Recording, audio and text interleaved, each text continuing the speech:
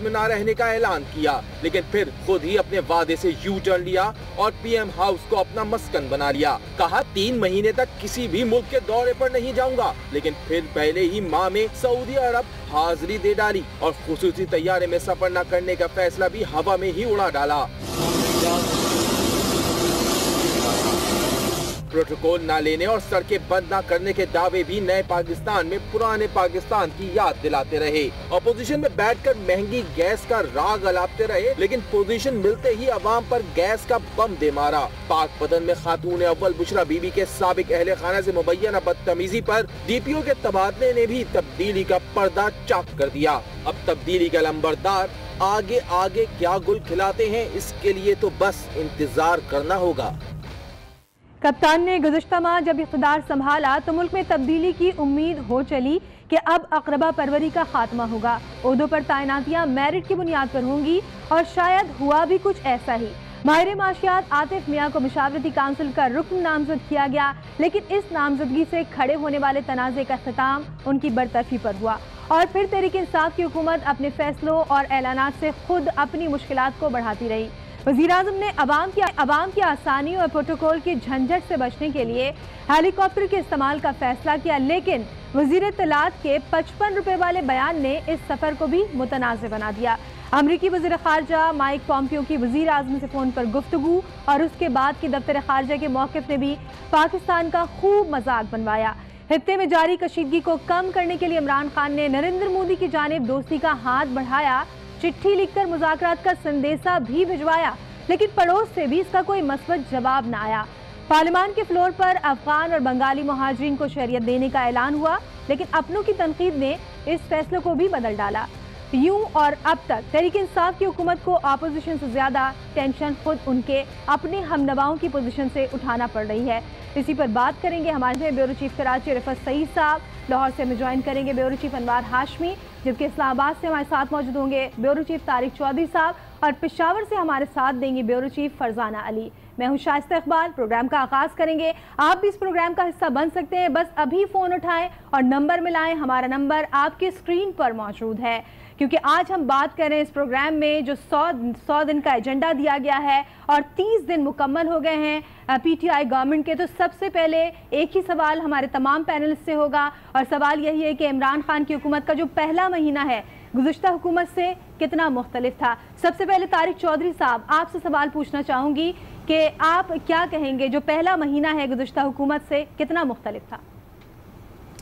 आपने इतना अच्छा इब्तदाइया दिया है, मेरे लिए कहने के लिए कुछ नहीं छोड़ा। और इससे पहले जो वॉइस ओवर एक रिपोर्ट चलाई वो भी बड़ी जामे थी।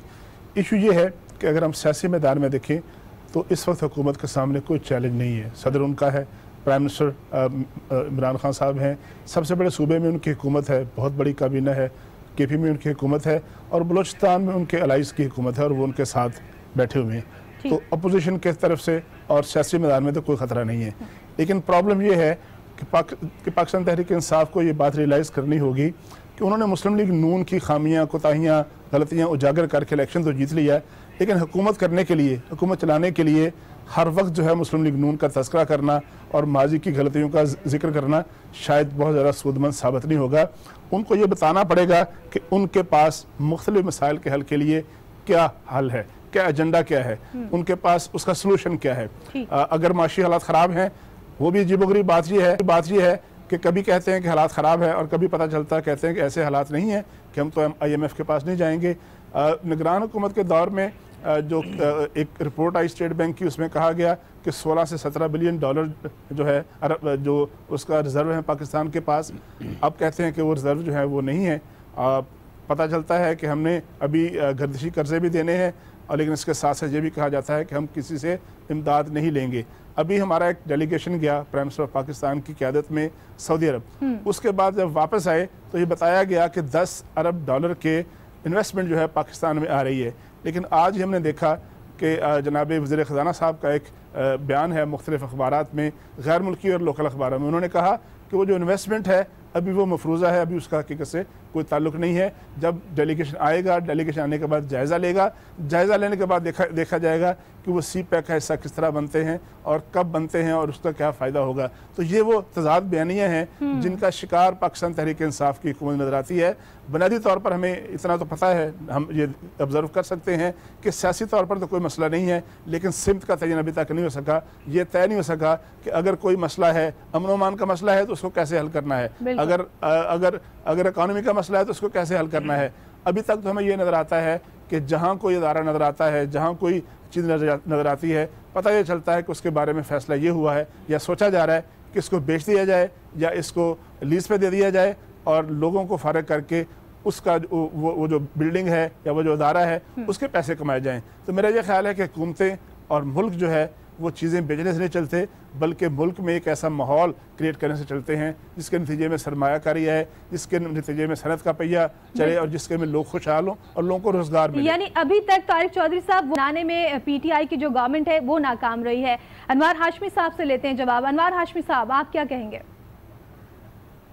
देखिए, जिस तरह इमरान खान साहब और उनकी गवर्नमेंट वक्त मांगे जा रही है, उस पर पहला तो मैं ये फ़िक्रा कहूँगा कि कौन जीता है तेरी जुल्फ़ के सर होने तक।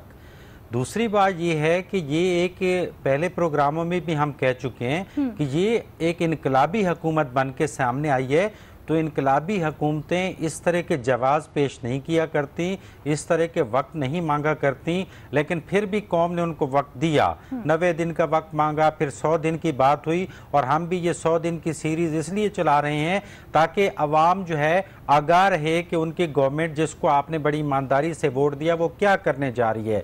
मसलन 100 दिन में जो सबसे आसान काम हो सकते थे, उससे पहले ये जो 30 दिन का हम जायज़ा ले रहे हैं कि जो सेकेंडों में काम हो सकते थे वो दावे भी उलट हुए हैं। मसलन सबसे बड़ा जो बगैर पैसे के होना था कि मैं वजीर आजम हाउस में नहीं रहूंगा, तो अब वो किसी न किसी बहाने वजीर आजम हाउस के गेट में दाखिल होके 4 कनाल के बंगले में तो रहे, लेकिन वो पूरा वजीर आजम हाउस जो है वो यूज हो रहा है। इसी तरह गवर्नर हाउसेस के लिए बड़े दावे बताए गए, इवन के ऑन रिकॉर्ड कहा गया कि हम पहले दिन इनको बिल्डोजर से गिरा देंगे। जाहिर है बिल्डोजर से गिराना तो नहीं चाहिए था, लेकिन अब वो कहते हैं कि हमने इनको आवाम के लिए खोल दिया है, उसके पार्क्स में आवाम घूमेंगे, तो इससे उस आवाम को कितना फायदा होगा, और वो जितने एकड़ पे अरबों रुपए की जायदाद है उसका फलाही काम का क्या इस्तेमाल होगा। तो ये भी लोगों ने पसंद नहीं किया। ठीक इसी तरह आप आगे देखें कि इन्होंने कहा कि पिछली गवर्नमेंट का बजट हम रिव्यू करेंगे। बजट क्या रिव्यू हुआ है, उस पे जो है सैलरी पर्सन का टैक्स बढ़ा दिया गया है, उसके अलावा चीज़ें महंगी हुई हैं।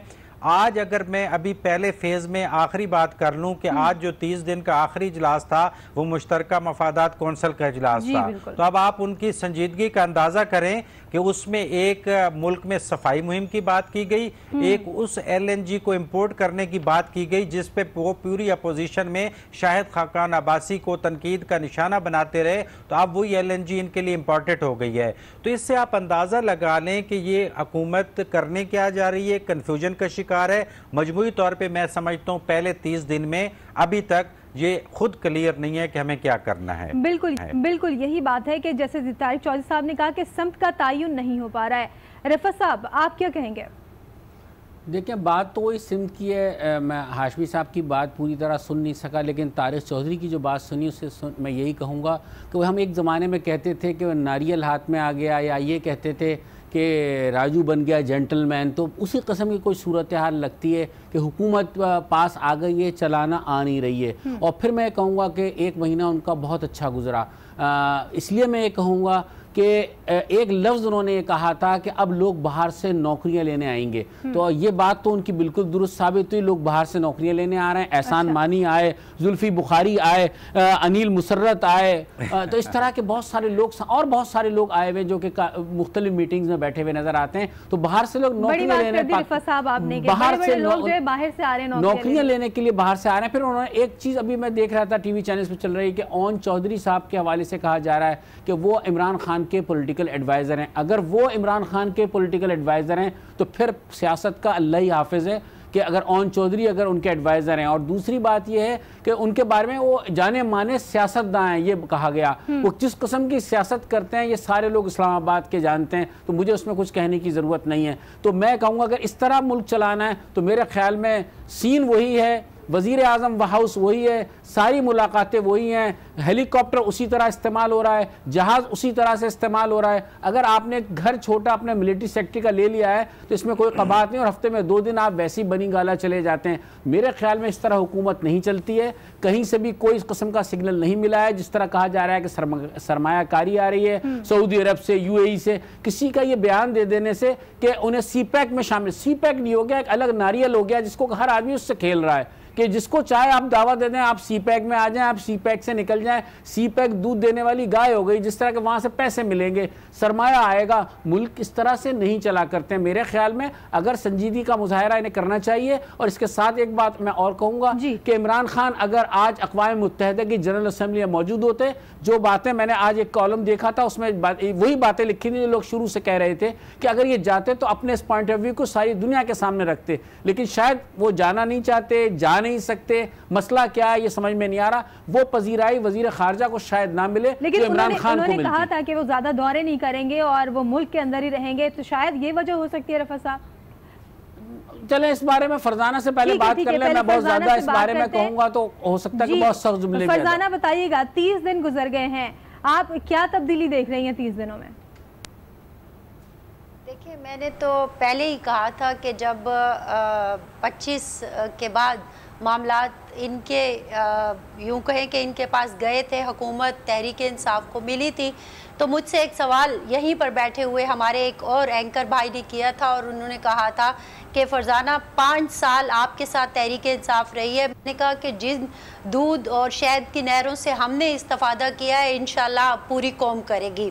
तो उसको लोगों ने हंसी मजाक में टाल दिया और समझा कि शायद मैं तंज कर रही हूँ। मैं तंज नहीं कर रही थी, मैं हकीकत बता रही थी, क्योंकि जो कुछ यहाँ पे खैबर पख्तूनख्वा में हुआ उसे बहुत सारे लोग कहते हैं कि जब हम जर्नलिस्ट बात करते हैं कि तस्वीरें ज़्यादा खिंचवाई गई, फेसबुक पे जो खैबर पख्तूनख्वा नज़र आया था वो हकीकत में वैसा नहीं था जैसा कि कहा गया। कानून साजी बहुत अच्छी हुई, पेपर वर्क बहुत अच्छा हुआ। खान साहब आज भी मिसालें दे रहे हैं कि हमने जो कवानीन बनाए हैं उन्हें मुल्की लेवल पर लेके जाएंगे, लेकिन वो उनसे कोई पूछे कि जो सूबे के लेवल पर आपने बनाए थे क्या उन पे अमल दरामद हुआ? अभी तक नहीं हुआ। जो चीज़ एहतसाब का गड्ढा खोदा था उसमें खुद ही गिर गए और फिर उसे बंद कर दिया। इसी तरह विसल ब्लोअर का कानून था जिसकी मिसालें दे रहे हैं वो वहाँ पे बैठ के कि मैं यहाँ बनाऊँगा, और फिर जो ब्यूरोक्रेसी है उसका भी कच्चा चट्टा सामने आ जाएगा। किसी कोई उनसे ये नहीं पूछता कि पीटीआई की हुकूमत का अहम सतून होगा, तो एहतसाब क्या हो रहा है, वाकई होता हुआ नजर आ रहा है? वो सतून जो है रेत की दीवार साबित हुआ है और वो गिर गया है, वो ख़त्म हो गया है। वो तो आपको उन्होंने खुद ऐलान कर दिया कि वो हमने बंद कर दिया है। अब मैं आपको विसल ब्लोअर कानून के बारे में बता रही हूँ जिसके बारे में कहा जा रहा है कि वो वफाक की सतह पर बनाएंगे और उसमें जो ये सारी ब्यूरोक्रेसी है उसको कटहरे में लेके आएंगे। लेकिन मैं आपको बता दूं कि कोई उनसे इस्लामाबाद में सवाल करने वाला नहीं है, क्योंकि शायद इस्लामाबाद में बैठे हुए लोगों को शायद पता नहीं है या वो करते नहीं है कि जनाब यहाँ तो आपने अभी तक कमीशन नहीं बनाया, 2.5-3 साल हो गए, तो वहाँ क्या कानून बनाएंगे? तो बात ये है कि बहुत सारी बातें करने में बहुत खूबसूरत लगती हैं, फेसबुक पे, सोशल मीडिया पे बहुत अच्छी लगती हैं, लेकिन जब उससे अमली तौर करने का वक्त आता है। साथ ही साथ मैंने एक बात और भी कही थी, पिछली इनकी यहाँ पे जो हुकूमत थी उनमें इनके इत्तेहादी थे, आज भी एक फौज ज़फ़र मौज इत्तेहादियों की है और ज़्यादातर मुशर्रफ की ही काबीना है जो इस वक्त खान साहब के साथ भी है। तो आप देख लें कि किस तरह का नया पाकिस्तान जो है वो हमारे सामने आया है। बात ये है, मैं सिर्फ एक बात कहना चाहती हूँ कि इन सारी बातों के बावजूद हम डिस्करेज नहीं करना चाहते। हम सिर्फ पहले दिन से ये कह रहे हैं कि ये पाकिस्तान है, इसके ज़मीनी हक़ाइक़ बहुत मुख्तलिफ हैं, यहाँ सोच समझ कर बात करें। आप 3 महीने नहीं, 3 साल नहीं, पूरे 5 साल ले लें, लेकिन वो बात करें जो मुमकिन हो, जो आप कर सकते हो। ब्रेक के बाद वापस आएंगे, भी गुफ्तगू होंगे, हमारे सारे पैनलिस्ट हमारे साथ ही मौजूद रहेंगे। वक्त हुआ है एक ब्रेक का, हमारे साथ रहिए। आपको खुशामदीद कहेंगे और बात हो रही है आज जो 30 दिन मुकम्मल हो गए हैं पीटीआई गवर्नमेंट के, उसकी कारकर्दगी पर बात करें। हमारे पैनलिस्ट हमारे साथ ही मौजूद हैं। तारिक चौधरी साहब, आपसे जानना चाहूंगी, क्या वज़ीर आज़म इमरान खान फैसले कर पा रहे हैं या वो मसलहत का शिकार दिखाई देते हैं? नहीं, मसलत का शिकार नहीं है, ये मुझे बिल्कुल नहीं लगता और ऐसा कोई तासर नहीं है। देखें, सुबह से लेकर शाम तक वो दिन में 4 से लेकर 5 मीटिंग करते हैं। अभी वो कराची भी जा चुके हैं, लाहौर में 2 दफ़ा जा चुके हैं, दीगर जो अहम मसरूफियात हैं उनको भी वो बिल्कुल उन्होंने पसे पोषण डाला। बुनियादी इशू ये है कि फ़ैसला साजी जो हो रही है उसके असरात अवाम को पहुँचते नज़र नहीं आते। मसलन और बड़े अजीब-ओ-गरीब किस्म के एक्सक्यूज़ दिए जाते हैं। मसलन जब गैस की कीमतें बढ़ती हैं तो वज़रा कराम तशरीफ़ लाते हैं और आके कहते हैं कि गैस की कीमत में इजाफे का आम आदमी पर असर नहीं पड़ेगा। आप अभी बाज़ार जाएँ और उस गैस की कीमत में इजाफे के बाद वो रोटी जो 8 रुपए की मिलती थी वो 10 रुपए की और नान 12 रुपए का मिलता है। अब अगर वो समझते हैं कि इससे आम आदमी की क़ुव्वत ख़रीद पर असर नहीं पड़ता तो फिर ये उनकी मर्ज़ी है। बाज़ार में कीमतें सब्जियों से लेकर फलों तक हर चीज़ की बेतहाशा बढ़ चुकी हैं। आप हर रोज़, हम सब लोग मिडिल क्लास के लोग हैं, हम बाज़ार में जाते हैं, खाद की कीमतों में इजाफा हुआ है। कल सुबह ECC का इजलास है जिसके एजेंडे पर लिखा हुआ है कि बिजली का टैरिफ जो है उसमें कमी बेशी की बात होगी। पेट्रोल की कीमतों में इजाफे की बातें हो रही हैं। लोगों के तनख्वाहें तो लोगों की वही हैं लेकिन उनके टैक्स काटने की बातें हो रही हैं। और सबसे बड़ी बात यह है कि तकरीबन 200 से लेकर 250 अरब जो है PSDP जो कि सालाना तरक्याती फ़ंड होता है, जिन पैसों से आपके अस्पताल, आपकी सड़कें, आपके स्कूल और आपको दीगर सहूलतें मुहैया करनी होती हैं। अब इस्लामाबाद की बात हो रही थी।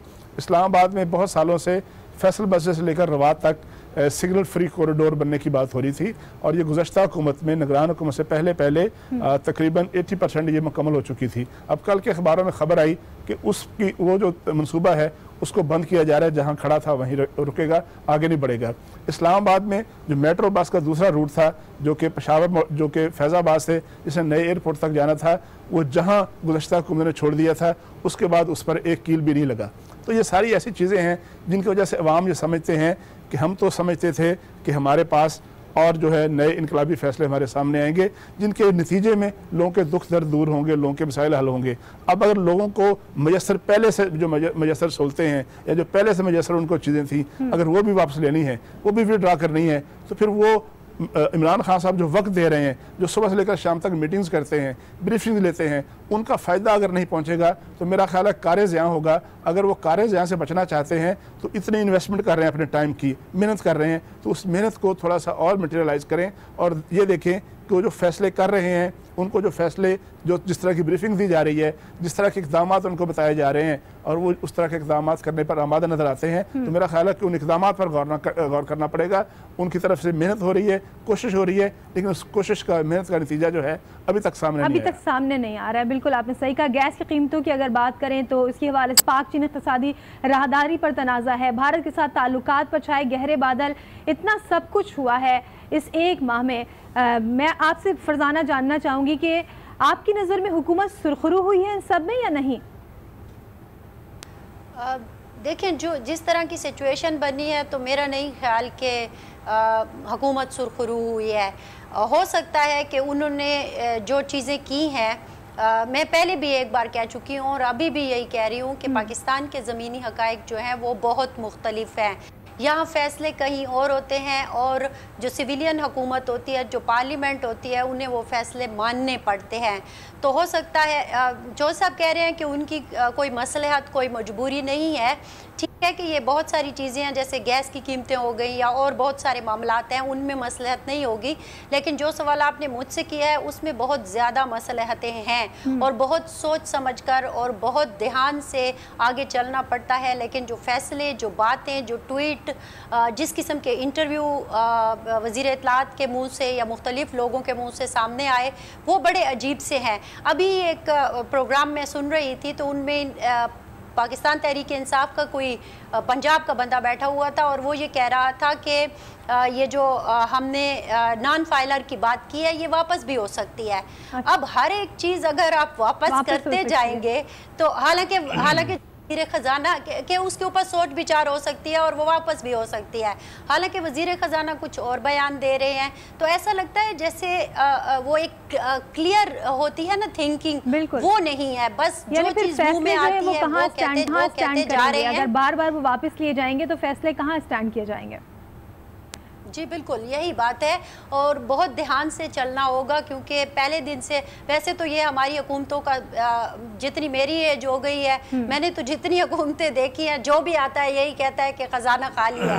तो हमारे लिए ये कोई डायलॉग नया नहीं है, लेकिन बहरहाल अब वाकई सही तौर पर अगर कहा जाए तो मुल्क काफी पेचीदा सूरत हाल में है। अनवर, आप बताइएगा खजाना कैसे भरेगा? देखिए, ख़जाना तो कैसे भरेगा इस पे बात कर लेते हैं। मतलब एक दो चीज़ें जो अलामती तौर पे इनकी 30 दिन में अच्छी नज़र आई हैं उनका भी जिक्र कर लेते हैं। मसलन बिलियन ट्रीज का आगाज़ किया है, तो एक अच्छा पब्लिक को शऊर मिला है कि दरख्त की कितनी अहमियत है और इस तहरीक को आगे चलना चाहिए। इसी तरह डैम फंड्स को इन्होंने थोड़ा सा रेज़ किया है, तो ये भी एक अच्छी बात है कि एक थोड़ी सी उम्मीद पैदा हुई है कि आने वाले सालों में जो मसाइल पैदा होंगे तो डैम के लिए इन्होंने स्टेप्स उठाए हैं, ये बहुत अच्छी बात है। बाकी तो बहुत ही लॉन्ग टर्म है जिनके लिए उन्होंने 50 लाख घर और 1 करोड़ नौकरियां दी हैं।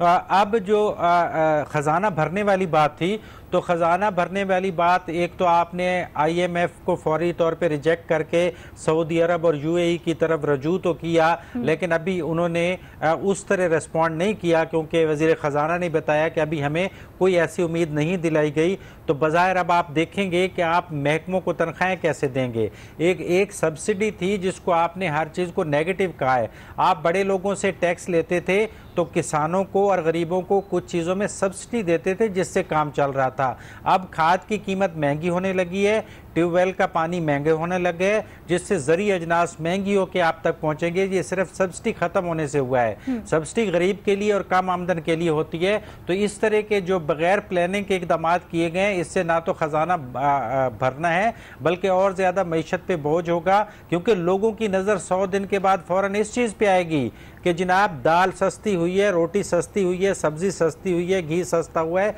या नहीं हुआ, क्योंकि वो बड़ी तेज़ी से बढ़ने लगे। अभी जो रिव्यू बजट है उसके अंदर 50 से 60 चीज़ें महंगी कर दी गई हैं, तो जिसकी वजह से पब्लिक जो है तैयार ज़रूर बैठी है। तो इसलिए हम बार बार कह रहे हैं कि जो 100 दिन में फौरी इकदाम हैं वो होने चाहिए। मसलन में एक छोटी सी बात करके आगे बात, वज़ीर ख़जाना भी कहते हैं कि हमने पनीर महंगी की है, जो अमीरों की खाने की चीज़ें वो महंगी की है। रिफत, आप बताइएगा क्या लगता है कि खान साहब, जो इमरान खान साहब फैसले कर पा रहे हैं या मसलहत का शिकार दिखाई देते हैं आपको?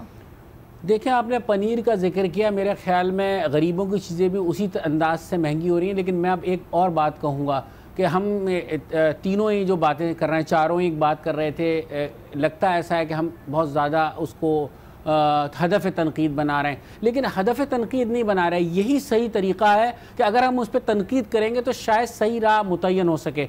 मैं इसमें कहूँगा इमरान खान की शख्सियत में वो ठहराव नहीं आ पा रहा जो इस मनसब का तकाजा है, और इसके साथ साथ वही चीज़ें नज़र आती हैं जो क्रिकेट के मैदान में नज़र आती थी, जो सियासत के मैदान में नज़र आती थी। मेरे ख्याल में इन बातों पे तवज्जो देनी चाहिए, उन्हें वो ठहराव लाना चाहिए अपनी शख्सियत में। फ़ैसले करते हुए अगर कोई गलत फ़ैसला कर भी लिया है तो उसको तब्दील करने का भी तरीक़ाकार होता है। ये नहीं कि एक दिन कुछ फ़ैसला करें दूसरे दिन उसको फिर रिवर्स कर दें। इससे उनकी एक साख बजरू हो रही है जिसके बारे में सवाल उठ रहे हैं। आज मैंने ये देखा कि TV चैनल्स पर 10 बजे की स्लॉट में बेशतर चैनल्स पर प्रोग्राम में यही तमाम मौज़ूआत थे, यही उनके दोस्त अहबाब थे जिनको तनकीद का निशाना बनाते थे कि नवाज शरीफ अपने करीबी अजीज़ों को नवाजते हैं। तो मेरे ख्याल में इन चीज़ों से वो बचें, और इससे बचेंगे तो मेरे ख्याल में बेहतर वो हुकूमत कर सकेंगे।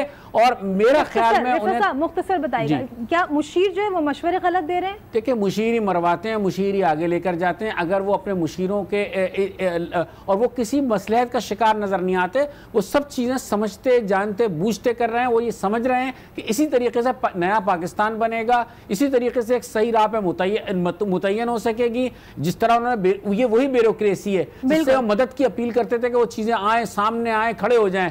जब वो खड़े हो रहे हैं तो आप उनको धमकियां दे रहे हैं। मेरे ख्याल में इससे बचना चाहिए। मैं फिर पॉजिटिव बात करूंगा, इमरान खान को मौका मिलना चाहिए, और अगर वो कोई चीज़ ठीक करना चाहते हैं लेकिन अपने मुशीर भी उन्हें ठीक करने होंगे। बिल्कुल मौका मिलना चाहिए। और देखना ये है कि जो 100 डेज का एजेंडा है उसमें साहब आपसे ही पूछना चाहूंगी, फौज और सिविल हुकूमत एक पेज पर है, सुनने में बहुत अच्छा लगता है। वज़ीर आज़म इमरान खान से लेकर उनके बुज़रा पहले दिन से यही कह रहे हैं कि फौज और सिविल हुकूमत एक पेज पर है। आखिर ऐसी कौन सी सिक्योरिटी हुकूमत को जो ऐसी बात बार बार दोहराई जा रही है, जबकि तहरीक इंसाफ जिस तरह हुकूमत में आई है इस पर भी कई सवालिया निशान आज तक उठाए जा रहे हैं। मुख्तसर जवाब दीजिएगा क्योंकि मेरे 3 मेहमान और भी हैं, उनसे भी यही जवाब लेना है। देखिए, मेरा नहीं ख्याल कि इनसिक्योरिटी है। बात जब उनसे बात पूछी जाती है, चूँकि हमारे यहाँ माजी में ऐसे तजर्बात हुए हैं, ऐसे तलख तजर्बात हुए हैं, ये हकीकत है, ये हमारी तारीख का ऐसा है कि हुकूमतों और जो एस्टेब्लिशमेंट के अदारे हैं उनके दरमियान बाज़ का अच्छे तल्लुकात नहीं रहे। पाकिस्तान में मार्शल लॉ भी लगी हैं और एक दफ़ा नहीं 4 दफ़ा लगी हैं। तो ये इसलिए जब बार बार सवाल होता है तो फिर उनको जवाब देना पड़ता है। इस वक्त इशू ये नहीं है कि सिविल मिलिट्री रिलेशनशिप कैसी है, इस वक्त इशू ये है कि जो ताकत हासिल है पाकिस्तान तहरीक इंसाफ की हुकूमत को, जो पॉलिटिकल सपोर्ट हासिल है, जो इन्वायरमेंट हासिल है, उससे फ़ायदा कैसे उठाना है। ये शायद बड़े अरसे बाद ऐसी हुकूमत आई है जिसको इर्द गिर्द ऐसे हालात मिले हैं, कोई बड़ा चैलेंज नहीं है। देखें, आपने कहा वक्त की कमी है। जब नवाज शरीफ 2 जून 2013 को इक़्तिदार में आए थे तो $6.5 बिलियन के रिजर्व थे और अगले 1 हफ्ते के अंदर उनको $3.5 बिलियन जो था वो गर्दिशी कर्जे देने पड़े थे। तो यानी उन्होंने आगाज़ किया था $3 बिलियन का, और जब इनको हुकूमत मिली है तो इनके पास $16 बिलियन के रिजर्व थे। उनके पास सबसे बड़ा बिजली का क्राइसिस था। इस वक्त 12,500 बिजली पैदा करके गुज़श्ता हुकूमत इनको दे के गई है। तो इनको बहुत से वो मसाइल नहीं हैं जो गुज़श्ता हुकूमतों को थे। उनको उस ये जो आसानी है उससे फ़ायदा उठाना चाहिए और जो अदारों की सपोर्ट हासिल है उससे फ़ायदा उठाना चाहिए। अदारे पाकिस्तान के हैं, पाकिस्तान से बाहर के नहीं हैं। अगर पाकिस्तान के अदारे पाकिस्तान की हुकूमत को सपोर्ट कर रहे हैं, उसको अपनी ताकत दे रहे हैं, तकवीत पहुँचा रहे हैं, तो उस तकवीत को, उस ताकत को पाकिस्तान के मसाइल हल करने के लिए इस्तेमाल होना चाहिए। सही कहा, इदारे पाकिस्तान के हैं और इदारों को जो है वो सपोर्ट करना चाहिए। अनवार, आप क्या कहेंगे? देखिए, 6 सितंबर को जो यौम दिफा के मौका पे GHQ में इमरान खान ने जो है बग़ैर लिखे जो तकरीर की है, तो उससे उनकी ये लाइन वाज़ेह हो गई थी। एक तो उन्होंने बड़ा क्लियर कट कहा कि सिविल मिलिट्री तल्लुकात में कोई रिफ्ट नहीं है, हम जो है किसी दूसरे की जंग नहीं लड़ेंगे। तो उनकी बॉडी लैंग्वेज से भी अंदाज़ा हो गया था कि उन्होंने पाकिस्तान में जो हकीकत है उसको तस्लीम कर लिया है, क्योंकि माजी में इस रिफ्ट की वजह से बड़े मसाइल पैदा हुए हैं। अब आप देख लें कि एक पेज पे है तो इस वक्त जो भारत को जिस अंदाज में इमरान खान ने जवाब दिया है उससे वाज़ेह हो गया है, जैसे कि हमारे आज TV की प्रोग्राम की सीरीज़ भी है कि अमन होगा तो बराबरी के साथ होगा। तो ये जो उनका तसव्वुर नज़र आया है उससे भी अंदाज़ा होता है कि सिविल मिलिट्री तल्लुकात भी ठीक हैं, एक पेज पे हैं। और मेरे ख्याल में इस पार्टनरशिप के बगैर आगे बढ़ा भी नहीं जा सकता, क्योंकि वो भी मुल्क की खातिर सोचते हैं, उनकी भी बड़ी कुर्बानियां हैं, तो वो सिक्योरिटी फराहम करते हैं। पार्टनरशिप के बगैर आगे बढ़ा नहीं जा सकता। फरजाना, मेरा भी यही ख्याल है कि मुझे बहुत खुशी होती है जब ये एक सदा हर तरफ से आती है कि दोनों एक ही पेज पर हैं। अल्लाह करे कि आइंदा भी एक ही पेज पर रहें, क्योंकि मेन प्रॉब्लम इसी पेज का था जिससे अक्सर हुकूमतें जो हैं वो फिसल जाया करती थी। तो फिसल जाया करती थी या बहरहाल जैसा भी होता था, लेकिन होती नहीं थी। तो अभी बड़ी खुशी होती है और वाकई चौधरी साहब सही कह रहे हैं कि इनको एडवांटेज लेना चाहिए इस चीज़ का, क्योंकि सबसे बड़ा इस्तेहकाम यही होता है कि जब सारे इदारे मिलकर काम कर रहे होते हैं। अब खान साहब की कामयाबी ये होगी कि ये इन्होंने 6 सितंबर को कहा कि पाकिस्तान में एक ही इदारा है जो कि बहुत ज़्यादा मजबूत है और डिसिप्लिन है। तो इनको चाहिए, इनकी कामयाबी ये होगी, मैं 5 सालों में जो देखना चाहती हूँ कि वो पार्लियामेंट को भी इतना ही मुस्तहकम बनाए, इतना ही इस्टेब्लिश करें और इतना ही बेहतरीन हो जाए कि वो जो एक सिविलियन हुकूमत का हक होता है वो हक अदा होना चाहिए। तो सबसे पहला काम तो इन्हें पार्लियामेंट को मजबूत करना चाहिए, क्योंकि इन्हें अगर वाकई सपोर्ट हासिल है। बिल्कुल। रिफा साहब, आप क्या कहेंगे? पावरफुल बनाना चाहिए। एक बात तो यह कि जैसे एक पेज की बात होती है, मेरे ख्याल में इदारे भी हमारे हैं, फौज भी हमारी, एक पेज पे होना, हुकूमत के साथ चलना, ये कोई इसको हमें कोई वो नहीं बनाना चाहिए, मौजू नहीं बनाना चाहिए। बिल्कुल एक पेज पे होना चाहिए, अच्छी बात है, लेकिन इस एक पेज पर होने से कोई फ़ायदा हासिल कर लें। और दूसरी बात ये, ख़राबी जब होती है जब उस पेज पर पेंसिल से कुछ लिखने की कोशिश की जाती है गलत चीज़, तो रबड़ से फिर उसे मिटाया जाता है और उसके बाद ही पेज अलग-अलग हो जाते हैं। बिल्कुल, बहुत अच्छी बात की आपने कि एक पेज पर ही रहना चाहिए, पेंसिल से उस पर लिखने की कुछ कोशिश नहीं करनी चाहिए। आज के प्रोग्राम में हमने अहाता किया है 30 दिन के PTI गवर्नमेंट की जो कारकर्दगी है उस पर। हमारे